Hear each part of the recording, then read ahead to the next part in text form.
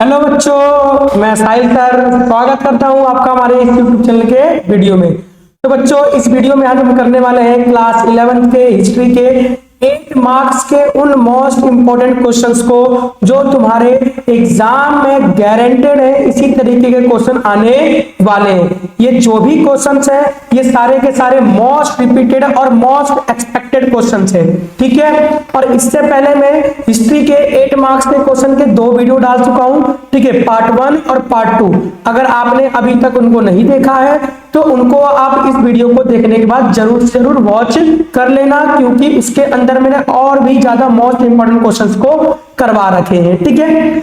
ये आपका third part है, ठीक है ना, जिसके अंदर और भी बहुत ज्यादा मोस्ट इंपोर्टेंट क्वेश्चंस आपको देखने को मिलेंगे, ठीक है। तो चलिए स्टार्ट करते हैं अपने पहले क्वेश्चन से। तो पहला क्वेश्चन है कि मंगोल के खानाबदोश संगठन को चीन के साथ व्यापार करना पड़ा, ठीक है। जो मंगोल में जो खानाबदोश संगठन था उसको क्या करना पड़ा, चीन के साथ व्यापार क्यों करना पड़ा, इस व्यापार का चीनी अर्थव्यवस्था और राजनीति पर क्या प्रभाव पड़ा। यानी कि हमें पता है कि जो मंगोल लोग हुआ करते थे वो चीन के साथ क्या करते थे, व्यापार करते थे। तो उस व्यापार से चीन की अर्थव्यवस्था और उसकी राजनीति पर क्या प्रभाव पड़ा। तो सबसे पहले आपको क्या करना पड़ेगा, 8 नंबर के क्वेश्चन में आपको इंट्रोडक्शन लिखना है, ठीक ना। मैंने यहाँ पे थोड़ा सा लॉन्ग क्वेश्चन से ले रखा है, आप इन्हें शॉर्ट भी कर सकते हो, ठीक है। मैंने इसलिए लॉन्ग ले रखा है ताकि आपको पूरा का पूरा जो क्वेश्चन है वो सही तरीके से समझ में आए और आपके माइंड में सारी बातें, ठीक है, याद रहे। तो देखिए परिचय में क्या लिखेंगे आप, तो मध्य एशिया के विशाल घास के मैदानों में रहने वाले मंगोल लोग मुख्यतः खानाबदोश थे। मध्य एशिया का जो स्टेपी घास का जो मैदान था उसमें जो लोग रहते थे मंगोल के लोग वो खानाबदोश थे। खानाबदोश का मतलब होता है एक जगह से दूसरे जगह पर क्या करना, घूमते रहना अपने जीवन यापन के लिए। उनका जीवन यापन पशुपालन पर आधारित था। जो मंगोल में खानाबदोश रहते थे उनका जीवन पशुओं पर आधारित था। वो स्थायी कृषि नहीं करते थे, एक जगह पर रहकर कृषि नहीं करते थे। दूसरी ओर चीन एक समृद्ध कृषि और शिल्प उत्पादन देश था।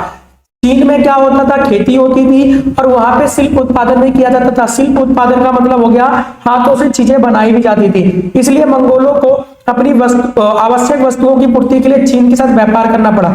अब देखिए कि जो मंगोल है, मंगोल लोग बेटा केवल क्या करते थे, खेती केवल पशुपालन करते थे, खेती बहुत ही कम करते थे मंगोल के लोग। इसलिए उन्हें क्या करना पड़ा, अपनी आवश्यक वस्तुओं के लिए चीन के साथ व्यापार करना पड़ा, क्योंकि चीन में क्या होता था, चीन में कृषि हुआ करती थी और साथ ही साथ वहां पे शिल्प उत्पादन भी हुआ करता था जो मंगोल में नहीं होता था। तो मंगोल के लिए भी ये वस्तुएं आवश्यक थी, तो इसलिए उन्होंने क्या कर लिया, चीन से व्यापार कर लिया। यह व्यापार केवल आर्थिक आवश्यकता का परिणाम नहीं था, बल्कि इसके कारण चीन की अर्थव्यवस्था और राजनीति पर भी गहरा प्रभाव हमें देखने को मिलता है। तो चलिए देखते हैं कौन कौन से कारण थे जिसके वजह से उन्हें चीन के साथ व्यापार करना पड़ा मंगोल के खानाबदोश जीवन को। तो खानाबदोश जीवन शैली और आवश्यक वस्तुओं की कमी। मंगोल समाज मुख्यतः घोड़े, भेड़, बकरी, ऊंट जैसी पशुओं को पालते थे। वे लगातार एक स्थान से दूसरे स्थान पर घूमते रहते थे, इसलिए कृषि उत्पादन करना उनके लिए संभव नहीं था, ठीक है। इस कारण उन्हें अनाज, फल, कपड़ा और धातु और औजारों के लिए आवश्यक वस्तुओं के लिए स्वयं नहीं बना सकते थे। जो भी आवश्यक वस्तुएं थी, अनाज हो गया, फल हो गया, कपड़ा हो गया, धातु हो गया, ये सारी चीजें खुद नहीं बना सकते थे। वो केवल क्या कर सकते थे, पशु पाल सकते थे। उदाहरण के लिए मंगोलों को चावल, गेहूं, रेशमी कपड़े और लोहे के औजार चीन से प्राप्त करने पड़ते थे, ठीक है। और इस प्रकार उनकी आवश्यकता उन्हें चीन के साथ व्यापार करने के लिए प्रेरित करती थी। यानी कि जो भी उनकी जीवन शैली की जो भी आवश्यकताएं होती थी, जो उनका उत्पादन नहीं करते थे मंगोल के लोग, तो उसके लिए वो किससे व्यापार करते थे, तो आप क्या, चीन से व्यापार करते थे। वस्तुओं का परस्पर आदान प्रदान दोनों देशों के बीच क्या होता था, दोनों संगठनों के बीच, दोनों साम्राज्यों के बीच, ठीक है, वस्तुओं का परस्पर आदान प्रदान होता था। मंगोल और चीन के बीच व्यापार मुख्यतः वस्तुओं के आदान प्रदान के रूप में होता था।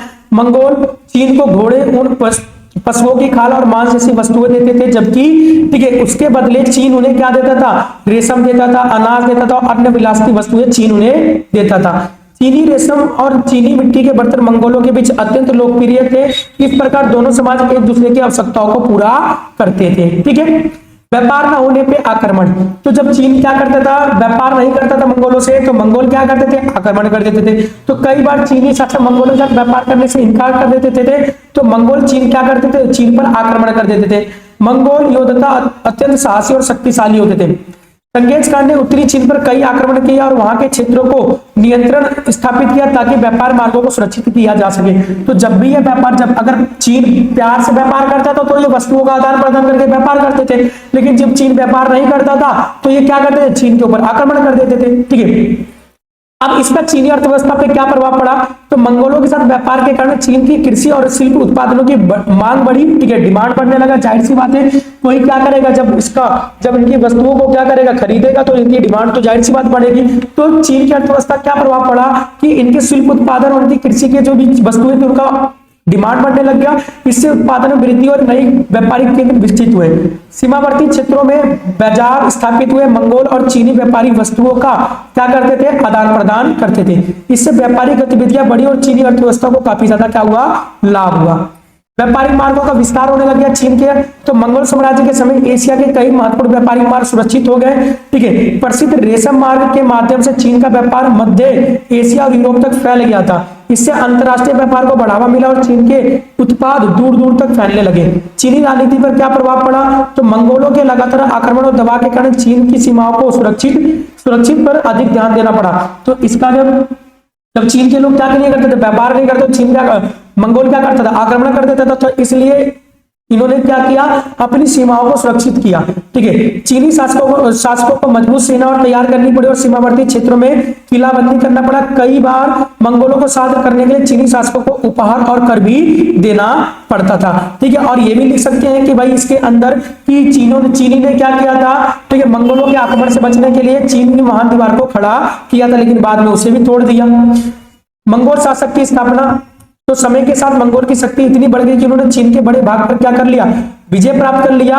कुबलाई खान ने चीन के युआन राजवंश की स्थापना की और वहां मंगोल इस शासक की स्थापित कर दिया। ठीक है, इससे चीन की राजनीतिक व्यवस्था में काफी ज्यादा परिवर्तन हुआ। तो चीन की राजनीतिक व्यवस्था में क्या हुआ, मंगोलों ने चीन पर कब्जा कर लिया। ठीक है ना, जो कुबलाई खान था उसने क्या किया, चीन में युआन राजवंश की स्थापना की और मंगोल को स्थापित कर दिया। सांस्कृतिक संपर्क बढ़ा और प्रभाव, तो मंगोलों और चीन के बीच व्यापार और राजनीतिक संपर्क के कारण दोनों की संस्कृतियों के बीच आदान प्रदान बढ़ा। नई तकनीकी आई, विचार आए, वस्तुएं आई, समाज के एक दूसरे के बीच परस्पर संपर्क बढ़ा। इससे एशिया के विभिन्न क्षेत्रों के बीच सांस्कृतिक संबंध मजबूत हुए। ठीक है, निष्कर्ष क्या लिखोगे, तो इस प्रकार मंगोलों का चीन के साथ व्यापार उनकी आर्थिक आवश्यकताओं का परिणाम था। ठीक है, व्यापार क्यों किया, क्योंकि उनकी आर्थिक आवश्यकताओं का, मंगोल की आवश्यकताओं का पूरा करना था। इस व्यापार ने न केवल चीन की अर्थव्यवस्था को प्रभावित किया बल्कि साथ ही साथ उसकी राजनीति और सांस्कृतिक संपर्क को भी बदल दिया। इसलिए मंगोल चीनी व्यापार और मध्यकालीन एशियाई इतिहास में अत्यंत महत्वपूर्ण माना जाता है। ठीक है, आइए अगला क्वेश्चन की बात करते हैं, क्वेश्चन नंबर 2 की। तो चंगेज खान कौन था, आप तो जानते ही होंगे। ठीक है ना, वह मंगोल का महान शासक कैसे बन गया, बहुत ज्यादा मोस्ट इंपोर्टेंट क्वेश्चन। तो पहले बात करते हैं चंगेज खान के बारे में। तो चंगेज खान मध्य एशिया के इतिहास का एक महान और शक्तिशाली शासक था। ठीक है, उसका वास्तविक नाम, बचपन का नाम तेमुजीन था। उसने 13वीं शताब्दी के शुरुआत में बिखरी हुई मंगोल जनजाति को एकजुट किया और एक विशाल साम्राज्य की स्थापना की। ठीक है, मंगोल साम्राज्य पहले कई छोटे छोटे कबीलों और जनजातियों में बटा हुआ था, उनके बीच संघर्ष हुआ करता था। चंगेज खान ने अपनी सैन्य प्रतिभा, नेतृत्व क्षमता और संगठन कौशल के बल पर इन जनजातियों को एकजुट किया और 1206 ईस्वी में मंगोल ने महान खान की उपाधि को प्राप्त किया। तो ये था पूरा चंगेज खान के बारे में। अब बात करते हैं चंगेज खान महान शासक कैसे बना। तो प्रारंभिक जीवन और कठिन परिस्थितियां देखते हैं चंगेज खान का। तो चंगेज खान का जन्म लगभग 1160 के आसपास मंगोल के साधारण परिवार में हुआ था। उसके पिता एक छोटे कबीले में प्रमुख थे, लेकिन उनकी मृत्यु के बाद उसका परिवार कठिन परिस्थितियों से पड़ गया। बचपन में तेमुजीन को गरीबी और संघर्षों का काफी ज्यादा क्या करना पड़ा, सामना करना पड़ा। इन कठिन परिस्थितियों ने उसे साहसी और दृढ़ निश्चय बना दिया, जिससे उसने धीरे धीरे अपने समर्थकों और मित्रों को एक समूह तैयार किया और बाद में उसे एक शक्ति का आधार बना लिया। तो ये था चंगेज खान का पूरा प्रारंभिक जीवन। मंगोल जनजातियों को क्या किया, इसने एकजुट किया और वो क्या बन गया, मंगोल का महान शासक बन गया। मंगोल समाज कई जनजातियों में बटा हुआ था और उनके बीच अक्सर संघर्ष होता था। तेमुजीन ने पहले अपने विरोधी कबीलों को पराजित किया, जो भी इसके अगेंस्ट में थे, जो भी कबीले इसके अगेंस्ट में थे उनको क्या किया, उनको हराया और फिर उन्हें अपने साथ क्या किया, मिला लिया। उसने मित्रता और गठबंधन की नीति अपनाई और योग्य व्यक्तियों को अपने साथ जोड़ा। इस प्रकार धीरे धीरे अधिकांश मंगोल जनजातियां उसके नेतृत्व में क्या हो गई, एकजुट हो गई। अगला, सैन्य संगठन बनाया और अनुशासन बनाया। ठीक है, चंगेज खान ने मंगोल सेना को अत्यंत सुसंगठित किया और अनुशासित बनाया। ठीक है, उसने सेना को दशमलव पद्धति के आधार पर क्या किया, छोटे छोटे टुकड़ों में बांटा। मंगोल सैनिक घुड़सवारी और तीरंदाजी में बहुत ज्यादा क्या थे, कुशल थे। मंगोल सेना तेज गति से लंबी दूरी तय कर सकती थी और अचानक आक्रमण करके दुश्मन को पराजित कर सकती थी। ये मंगोल की सेना की क्या थी, विशेषता थी। इस वजह से चंगेज खान क्या बन गया, मंगोल का एक महान शासक बन गया। योग्यता के आधार पर पद देना। ठीक है, चंगेज खान ने पद और सम्मान देने में जन्म और वंश के महत्व को नहीं दिया, वह योग्य और साहसी व्यक्तियों को उच्च पद देता था। ठीक है, चंगेज खान, ठीक है, जैसे कि पहले के साम्राज्य में हुआ क्या करता था कि भाई जिस वंश में तुम्हारा जन्म हुआ उस वंश के आधार पर तुम्हें क्या मिल जाता था, पद मिल जाता था। ठीक है,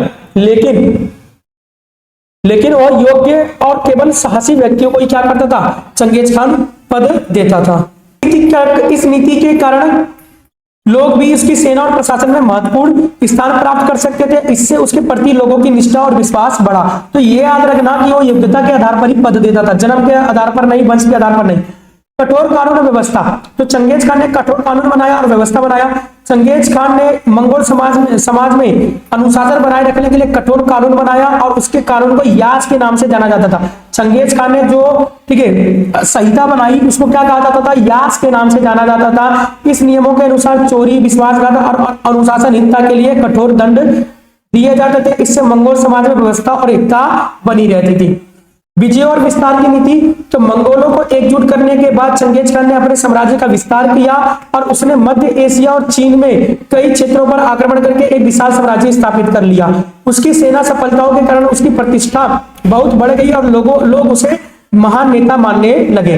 महान खान की उपाधि उसने हासिल की। तो 1206 में मंगोल जनजातियों की एक सभा, जो काफी ज्यादा बड़ी सभा होती थी, जिसे कुरलताई की सभा कहा जाता था। इस सभा में चंगेज खान को, ठीक है, कबीलों के नेताओं ने तेमुजिन के मंगोलों का सर्वोच्च नेता घोषित किया और उसे चंगेज खान की उपाधि दी, समुद्र खान की उपाधि दी। ठीक है, चंगेज खान का अर्थ होता है सर्वश्रेष्ठ या महान शासक। ठीक है, चंगेज खान का क्या अर्थ होता है, सर्वश्रेष्ठ या महान शासक। प्रशासनिक और संचार व्यवस्था का इसने क्या किया, विकास किया। तो चंगेज खान ने अपने विशाल साम्राज्य को नियंत्रित करने के लिए, ठीक है, एक प्रशासनिक संचार व्यवस्था को स्थापित किया। उसने डाक संदेश पहुंचाने के लिए याम प्रणाली या हराकार पद्धति, ठीक है, याम प्रणाली बोल लो या हराकार पद्धति बोल लो, क्या बोल लो, हराकार पद्धति। ठीक है, डाक चौकियों को नेटवर्क का विकसित किया। ठीक है, हराकारा पद्धति बनाया जिससे पूरे साम्राज्य में तेजी से सूचनाएं क्या हो सकती थी, पहुंच सकती थी। सैनिक और अधिकारी इन चौकियों के माध्यम से घोड़े बदल कर लंबी दूरी की यात्रा क्या कर सकते थे, तय कर सकते थे। इससे साम्राज्य का शासन अधिक संगठित और मजबूत बना। तो इसने क्या किया, एक संचार प्रणाली को भी स्थापित किया, हराकारा पद्धति। निष्कर्ष में क्या लिखोगे, इस प्रकार चंगेज खान ने अपने साहस, सैन्य कौशल और नेतृत्व क्षमता के बल पर बिखरी हुई मंगोल जनजाति को एकजुट किया और शक्तिशाली साम्राज्य की स्थापना की। ठीक है, और 1206 ईस्वी में उसने मंगोल खान का महान खान की उपाधि को प्राप्त किया और इसके द्वारा स्थापित मंगोल साम्राज्य विश्व के बड़े साम्राज्यों में से एक बन गया और उसने एशिया और यूरोप तक के इतिहास को गहराई से प्रभावित किया। तो इस प्रकार से चंगेज खान क्या बन गया, एक मंगोल का महान शासक बन गया था। आइए बात करते हैं क्वेश्चन नंबर 3 की। क्वेश्चन नंबर 3 क्या कहता है कि जापान में आक्रामक राष्ट्रवाद, पश्चिमीकरण और परंपरा का संक्षेप में चर्चा कीजिए। कि जापान में जो आक्रामक राष्ट्रवाद उभरा, पश्चिमीकरण हुआ और परंपरा जो बनाए रखी इन्होंने जापान ने, उसके ऊपर हमें लेख लिखना है। तो सबसे पहले परिचय क्या लिखोगे कि 19वीं शताब्दी के मध्य तक जापान एक पारंपरिक सामंती समाज था। जापान कैसा था, एक सामंती समाज था जहां सम्राट का नाम मात्र का शासन हुआ करता था और वास्तविक सत्ता शोगुनों के हाथ में होती थी। ठीक है, लेकिन 1868 में मेजी पुनर्स्थापना के बाद बड़े राजनीतिक, सामाजिक और आर्थिक परिवर्तन हुए। जब तोकुगावा परिवार को हटाकर मेजी की दोबारा स्थापना की गई तो बहुत ज्यादा जापान में हमें परिवर्तन देखने मिलते हैं। जापान ने पश्चिमी देशों की तकनीक, शिक्षा और प्रशासनिक प्रणाली को अपनाया, लेकिन साथ ही अपनी पारंपरिक संस्कृति और मूल्यों को भी बनाए रखा। इसी प्रक्रिया के दौरान जापान में राष्ट्रवाद की भावना का विकास हुआ और बाद में आक्रामक राष्ट्रवाद के रूप में सामने आई। ठीक है, बात करते हैं किस तरीके से उन्होंने अपने आप को, ठीक है, आक्रामक राष्ट्रवाद में बदल दिया, पश्चिमीकरण किया और अपनी परंपरा को बनाए रखा। ठीक है, पश्चिमी देशों का संपर्क से परिवर्तन, किस तरीके से आए ये सारे परिवर्तन? तो ये पश्चिमी देशों के साथ जब संपर्क में आने लगे तो आक्रामक राष्ट्रवाद, ठीक है, और उसका पश्चिमीकरण जैसी जो नीतियां थी वो, ठीक है, उसमें परिवर्तन आए। 19वीं शताब्दी के मध्य में पश्चिमी देशों के संपर्क में ने जापान को आधुनिक बनाने का लिए प्रेरित किया। जब पश्चिमी शक्तियों ने जापान के पर व्यापार के लिए दबाव डाला, तब जापानी शासकों को यह महसूस हुआ कि यदि वे आधुनिक तकनीक और सैन्य विकसित नहीं करेंगे तो पश्चिमी देशों के अधीन हो सकते हैं। इस कारण जापान ने पश्चिमी देशों की शिक्षा को अपनाया और विज्ञान और तकनीकों को अपनाने का निर्णय किया, ठीक है। पश्चिमी शिक्षा और तकनीकों का विकास किया उन्होंने। मेजी सरकार ने आधुनिक शिक्षा प्रणाली स्थापित की और छात्रों को विदेश भेजा ताकि वो यूरोप और अमेरिका के आधुनिक ज्ञान को प्राप्त कर सके। रेलवे बनाया, डाक बनाया और टेलीग्राफ जैसी आधुनिक उद्योगों की स्थापना की। जापान में कई कारखाने और उद्योग स्थापित किए गए जिससे देश का, ठीक है, औद्योगिक विकास तेजी से हो सका, ठीक है। तो उसमें क्या किया इन्होंने, ठीक है, उद्योगों की भी स्थापना की, ठीक है, जापान के अंदर, ठीक है। चलिए, आधुनिक सेना और नौसेना का निर्माण किया इन्होंने, ठीक है, जापान ने। तो जापान ने यूरोपीय देशों की तरह आधुनिक नौसेना और, ठीक है, सेना का निर्माण किया। सैनिकों को आधुनिक हथियारों और युद्ध तकनीक का परीक्षण दिया। 1905 के युद्ध में जापान ने रूस को पराजित किया जो उस समय की एक बड़ी शक्ति थी, ठीक है। यह जापान की अन्य शक्ति का महत्वपूर्ण उदाहरण था, ठीक है। आगे बात करते हैं क्वेश्चन नंबर पॉइंट नंबर 4 की। तो परंपरा और संस्कृति का संरक्षण इन्होंने किस प्रकार से किया, ठीक ना। क्वेश्चन यही था ना कि उन्होंने किस तरीके से अपनी परंपरा को बनाए रखा और फिर उसके बाद इन्होंने किस तरीके से पश्चिमीकरण किया और अपने आक्रामक राष्ट्रवाद को बनाए रखा, ठीक है। हालांकि जापान ने पश्चिमी तकनीकी और संस्थाओं को अपनाया लेकिन उसने अपनी सांस्कृतिक पहचान को बनाए रखा, ठीक है। जापानी समाज में सम्राटों को राष्ट्रीय एकता और परंपरा का प्रतीक माना गया, ठीक है। इन्होंने क्या बना कि सम्राट ही जो है वो राष्ट्रीय एकता और परंपरा का क्या है, प्रतीक है। और सम्राट के ही नाम पर क्या बोला गया, ठीक है, कि एक दिन का अवकाश भी घोषित कर दिया, किस लिए, ताकि लोगों के अंदर राष्ट्रीय एकता बनी रहे। जापानी भाषा को, धर्म को और सांस्कृतिक मूल्यों को शिक्षा और समाज में महत्व दिया गया, ठीक है। पहले पश्चिमीकरण किया गया, फिर बाद में सारी चीजें जापानी भाषा, धर्म और संस्कृति के आधार पर क्या किया, स्थापित किया गया ताकि वो अपनी परंपरा को बनाए रखे। राष्ट्रवादी भावना का विकास किया गया लोगों के अंदर। मेजी काल में जापान में राष्ट्रवाद की भावना बहुत तेजी से विकसित हुई। लोगों को यह विश्वास दिलाया गया कि उनका देश एशिया का सबसे शक्तिशाली और आधुनिक राष्ट्र बन सकता है, ठीक है। तो राष्ट्रवादी भावना कैसे पैदा किया लोगों के अंदर कि जो जापान है वो क्या करेगा, ठीक है, आने वाले समय में एशिया का एक सबसे शक्तिशाली आधुनिक राष्ट्र बनेगा। और बात आज क्या हो रही है, सही हो रही है। देशभक्ति और राष्ट्रवादी गौरवों की भावना को शिक्षा और अन्य प्रशिक्षण के माध्यम से बढ़ावा दिया गया। शिक्षा के अंदर भी, ठीक है ना, देश के प्रति प्रेम की भावना पढ़ाया जाने लग गया, ठीक है। माता पिता के प्रति प्रेम की भावना पढ़ाया जाने लग गया, ठीक है। ये सारी चीजें करके क्या किया गया, लोगों के अंदर एक आक्रामक राष्ट्रवादी भावना को पैदा किया गया, ठीक है। तो आक्रामक राष्ट्रवादी भावना का उदय हुआ, ठीक है। पहले राष्ट्रवादी भावना पैदा किया, फिर उसके बाद आक्रामक राष्ट्रवादी भावना पैदा किया कि हम क्या करेंगे, ठीक है, हम अपना साम्राज्य बनाएंगे, ठीक है। जिस तरीके से उपनिवेशीकरण चल रहा है, साम्राज्यवादी नीतियां चल रही है, उसी तरीके से अब जापान भी क्या करेगा, साम्राज्यवादी नीतियों को अपनाएगा। तो इसी को तो हम क्या बोलते हैं, आक्रामक राष्ट्रवाद। आक्रामक राष्ट्रवाद तब उभरा जब जापान के लोगों के अंदर यह भावना आने लगी कि वो भी क्या करेंगे, साम्राज्य का विस्तार करेंगे। तो ये क्या बन गया, एक आक्रामक राष्ट्रवाद बन गया। 20वीं सदी की शुरुआत में जापान ने साम्राज्य विस्तार की नीति को अपनाई। जापान ने एशिया के अन्य क्षेत्रों पर नियंत्रण स्थापित करने का प्रयास किया। जापान ने कोरिया, मंचूरिया पर अपना प्रभुत्व स्थापित किया और चीन के कई क्षेत्रों पर अधिकार कर लिया। तो ये क्या था, आक्रामक राष्ट्रवाद था। तो आक्रामक राष्ट्रवाद कब आया, जब लोगों के, जापान के लोगों के अंदर यह भावना उत्पन्न होने लगी कि उन्हें भी क्या करना, साम्राज्यवादी नीतियों को अपनाना है। तो उनके अंदर राष्ट्रवादी भावना का उदय हुआ, आक्रामक राष्ट्रवादी भावना।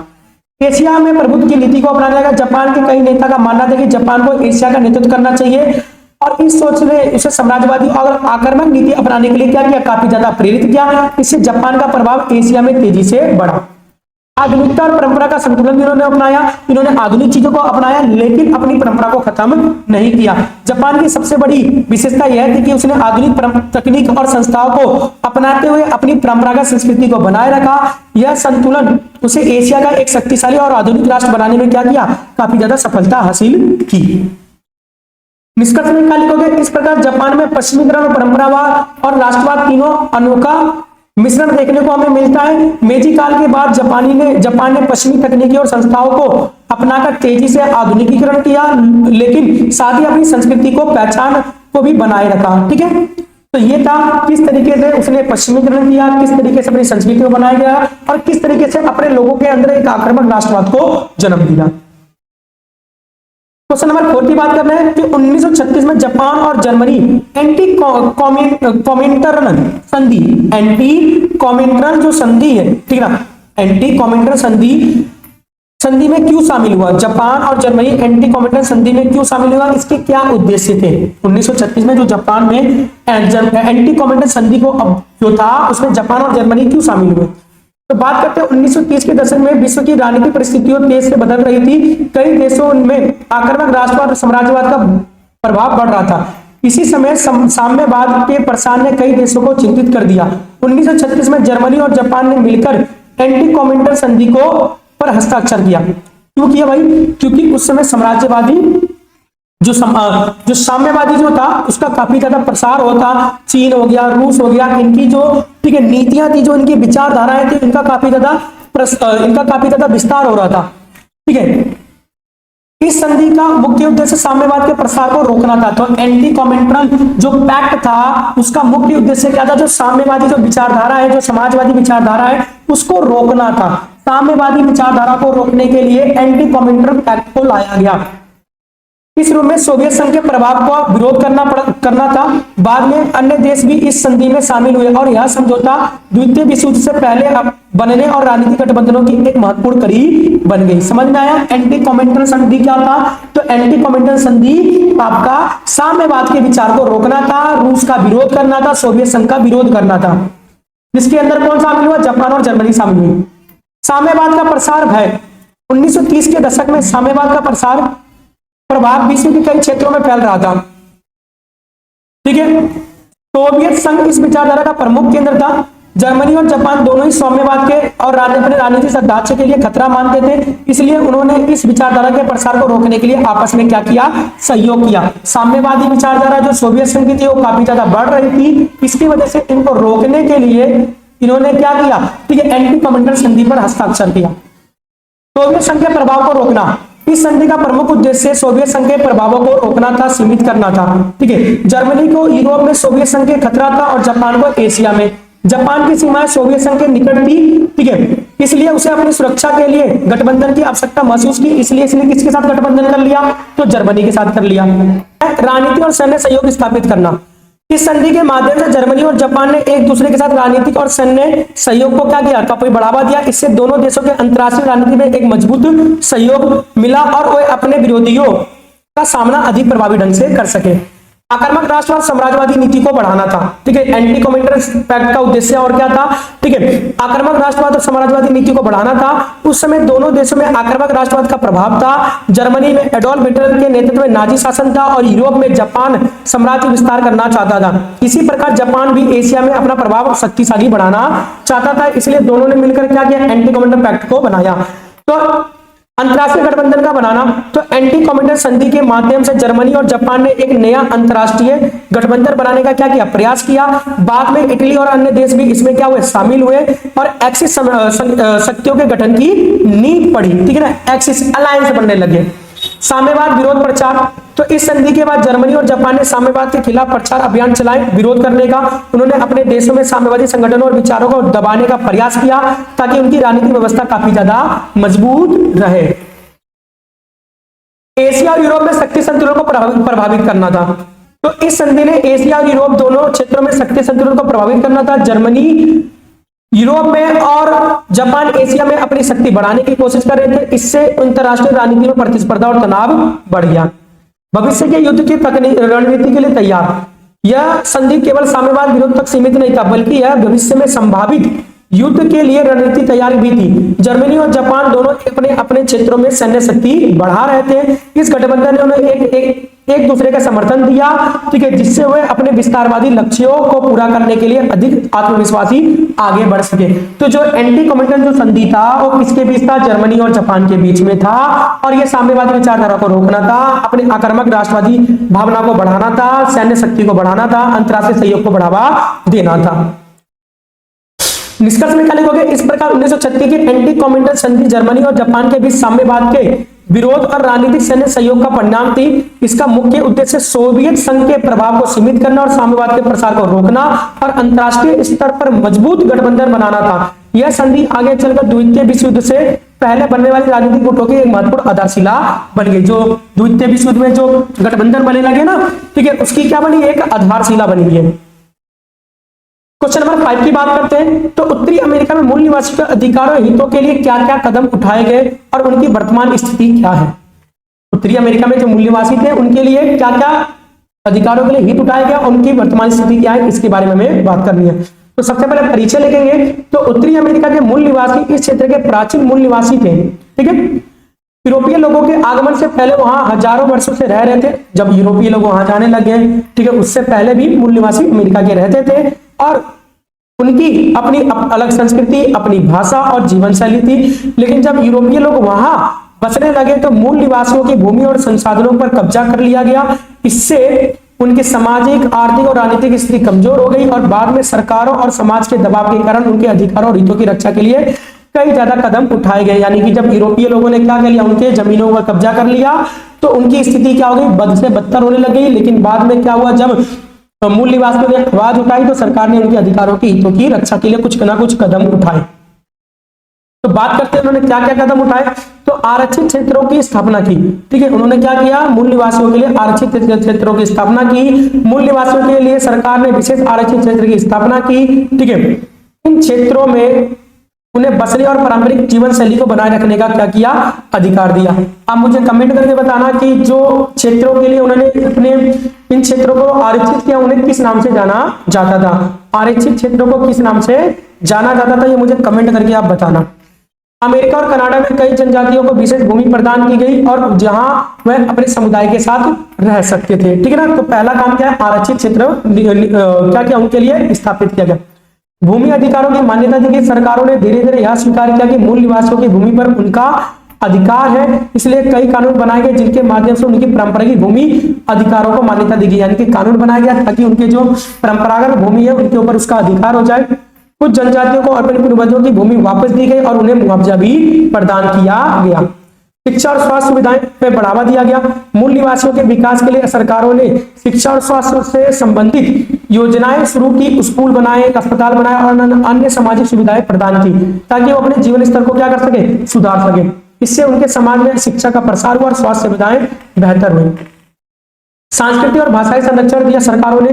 तो मूल निवासियों की संस्कृति और भाषा और परंपराओं को सुरक्षित रखने के लिए कई कार्यक्रम शुरू किए गए। सरकार और सामाजिक संस्थाओं ने उनकी पारंपरिक कला, संगीत और रीति रिवाजों को संरक्षित करने के लिए प्रयास किए। कई विद्यालयों और सांस्कृतिक संस्थानों में उनकी भाषा और परंपराओं का अध्ययन कराया जाने लग गया, ठीक है। मूल निवासियों की परंपराओं, उनकी भाषाओं का क्या कराया लग गया, अध्ययन कराया जाने लग गया, ठीक है। पांचवें की बात करते हैं, राजनीति अधिकार और प्रतिनिधित्व, ठीक है। मूल निवासियों को राजनीतिक अधिकार दिए गए, जैसे मतदान करने का अधिकार और स्थानीय प्रशासन में भागीदारी लेने का अधिकार। इससे वे अपने अधिकारों और हितों की रक्षा के लिए राजनीतिक प्रक्रिया में भाग लेने लगे।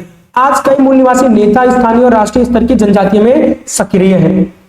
आर्थिक विकास की योजनाएं बनाई गई सरकार के द्वारा। सरकारों ने मूल निवासियों के आर्थिक विकास के लिए विभिन्न योजनाएं शुरू की। रोजगार के अवसर बढ़ाने, छोटे उद्योगों को प्रोत्साहित करने और पर्यटन को बढ़ावा देने के लिए कदम भी उठाए। कई आरक्षित क्षेत्रों में हस्तशिल्प, पर्यटन और सांस्कृतिक कार्यक्रमों के लिए माध्यम से आर्थिक गतिविधियों को बढ़ावा दिया गया। सामाजिक न्याय के लिए आंदोलन हुए।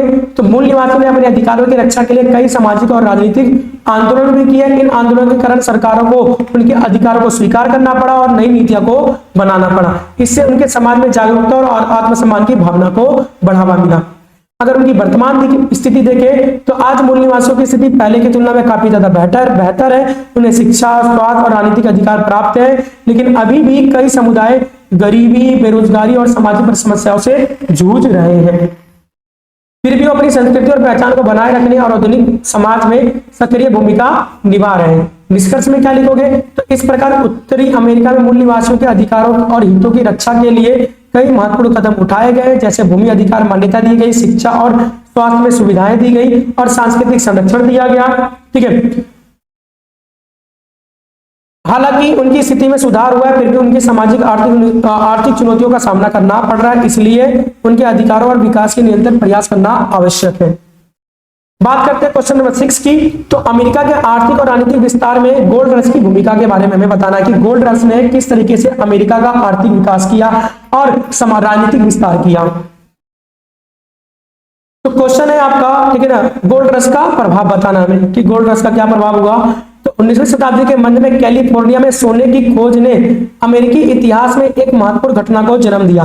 तो ये जो गोल्ड रश जो घटना हुई वो कहां पर हुई, तो गोल्ड रश की जो घटना हुई वो कैलिफोर्निया में हुई। कहां पर हुई, अमेरिका के कैलिफोर्निया में, जैसे कैलिफोर्निया गोल्ड रश कहा जाता है,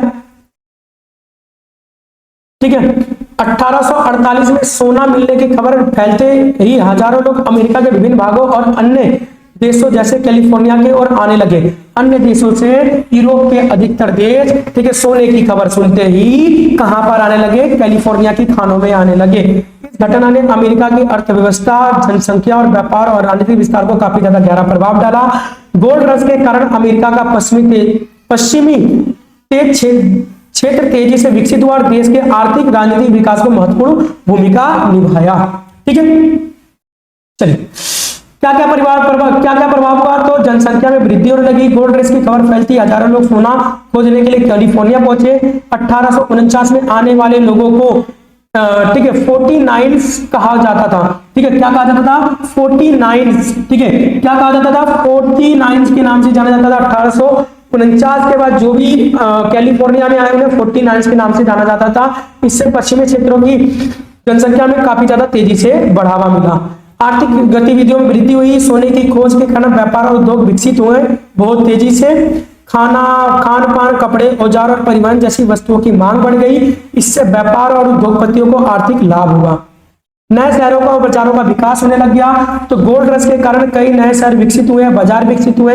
सैन फ्रांसिस्को एक छोटे से बंदरगाह नगर से तेजी से एक बड़े व्यापारिक शहर के रूप में क्या हो गया, विकसित हो गया सैन फ्रांसिस्को।